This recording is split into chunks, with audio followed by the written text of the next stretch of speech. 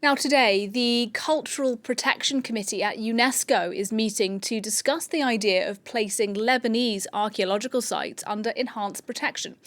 The meeting comes as Israel's war against Hezbollah in Lebanon is continuing to rage, and Roman ruins in the city of Baalbeck, designed as a UNESCO heritage site, have come close to being hit. Well, joining me now to talk a bit about this is Julia Seeger, our science and tech editor. And Julia, first of all, just explain to us a bit more about the purpose of this meeting today.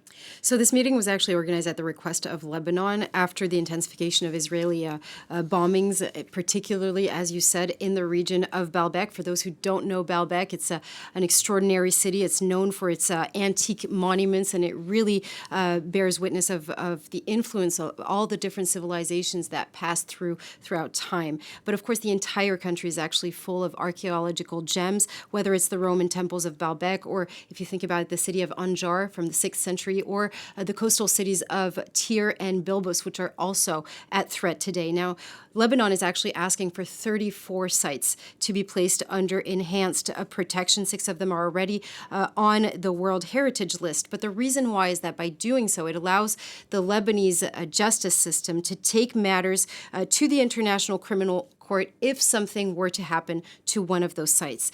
Now, for several weeks now, UNESCO, but also the General Directorate of Antiquities in Lebanon, have really been taking inventory of the works that are on those sites, thinking about how perhaps to transfer some of these pieces to safer places.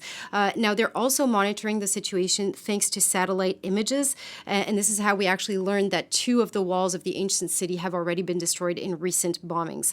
Now, the problem is that satellite imagery won't tell you anything about structural damages, so those microcracks that can appear in the stone because of the vibration of the shelling. And that's actually the greatest threat today for Baalbeck, is those microcracks. Now, of course, it's heartbreaking because we also know that major conservation projects have just come to an end. They just have been completed. And as you can see on this picture, this is, it's very meticulous work, but it's also good news because that means that all of those sites that were previously very much weakened, they're now reinforced, and hence they have a better chance of withstanding the blast from the bombs. Right, Julia. And to prevent these places like Baalbeck disappearing completely, UNESCO works with governments, but it also works with companies that are focused on documentation. That's right. You have a lot of companies actually on the ground working to preserve world heritage. It's the case of Microsoft that does a lot of projects in that domain, but also a French company called Iconim. Now, what they do is emergency photogrammetric documentation, and that enables them to create what we call digital twins, a digital version of a site or a building. Let's listen in to the president of Iconim, Eva Ubelman, explaining the technique. Photogrammetry is a documentation technique that we use a lot because it's both very precise and also very quick to set up, which makes it suitable while working in conflict zones, areas where we can't stay on the ground for long.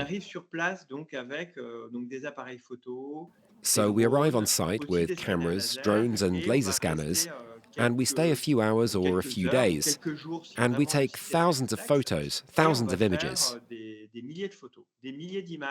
Drones allow us to have aerial images. Pictures on the ground allow us to have details of the areas which are more accessible. And then we use an algorithm, which lets us reconstruct the site or monument in 3 dimensions, rebuilding the shape and the color of the building, or the landscape. And then we can create what we call a digital twin, or a virtual copy of the building.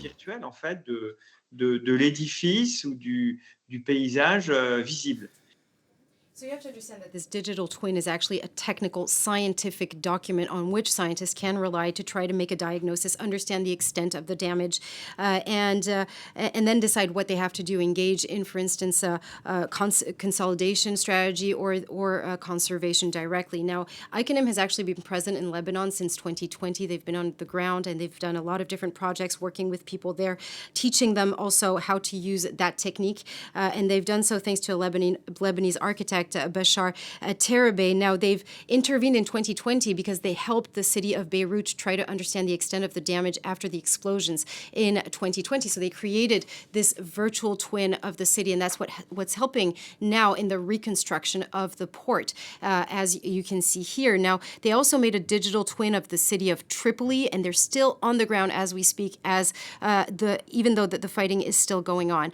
They did the same thing, for instance, in Mosul in Iraq, and after the earthquake in Turkey in 2023. So it's important to understand that it helps map the extent of the damage, but it can also help historians in a big way. And here we're going to talk about another project. It's the latest project of Iconim. This time it wasn't done in the urgency of the war. It's a digital twin of St. Peter's Basilica in Rome.